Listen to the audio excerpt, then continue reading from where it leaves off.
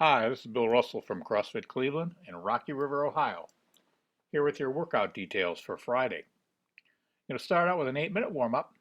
Do 5 walkouts to Supermans. So a walkout plus 1 Superman is 1 rep. Then 10 sit-ups, your favorite variation. 5 burpees, 10 air squats, 5 hollow rock and rolls, and then 10 shoulder taps in a plank position. After your warm-up, you get ready with a clock. You're going to do 5 rounds with rest.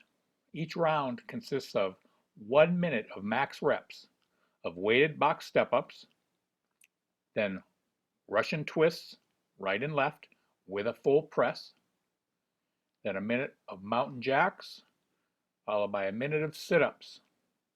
And that's 1 round. You'll rest 30 seconds, record your total reps of those 4 movements, and do it again 4 more times. 1 minute max reps of each of those 4 movements with a 30-second rest between rounds. If you're on the online virtual class, the cool down will be stretching and mobility work for 3 to 5 minutes. It'll be a coach's choice. If you're on your own, it's your choice. Do your favorite stretches or mobility work. Make sure that you don't short yourself. Give yourself that body maintenance. It's important. So have a great Friday. I'm going to demonstrate a walkout to a Superman.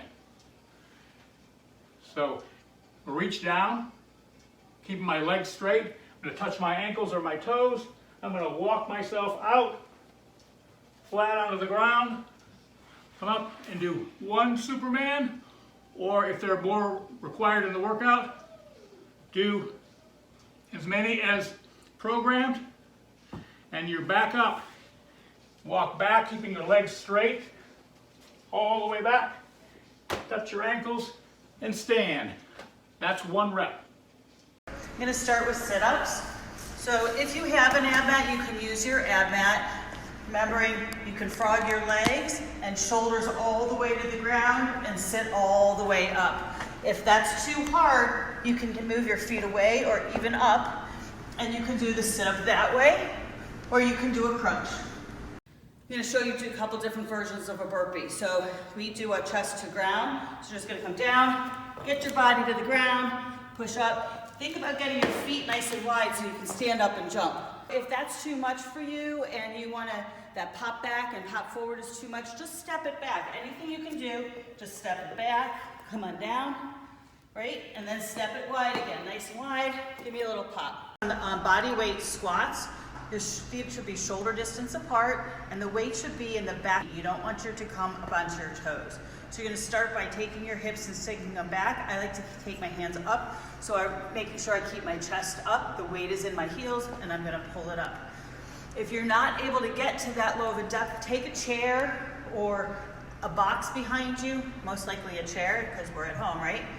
And you're just going to tap and go. If you need to sit, you're going to come straight up, or you can just tap and go. It's ensuring that you're below parallel. Hollow rocks or rolls. So a hollow rock starts out, I like to hold my legs up, get my lower back flat on the ground. I'll move a little bit. Lower down, keep my lower back on the ground here, and I'll just rock. 1, 2, 3. The range that you move through the rock is not as important as how much tension you keep through your core. I don't move a lot. I've got some people in the gym that have a big rocking chair. I like to, as long as you stay tight. A hollow roll is side to side. Come down here and here. Side to side is 1. 1, 2, 3. Shoulder taps, right and left, is 1 rep. Do it from that same top of the push-up position.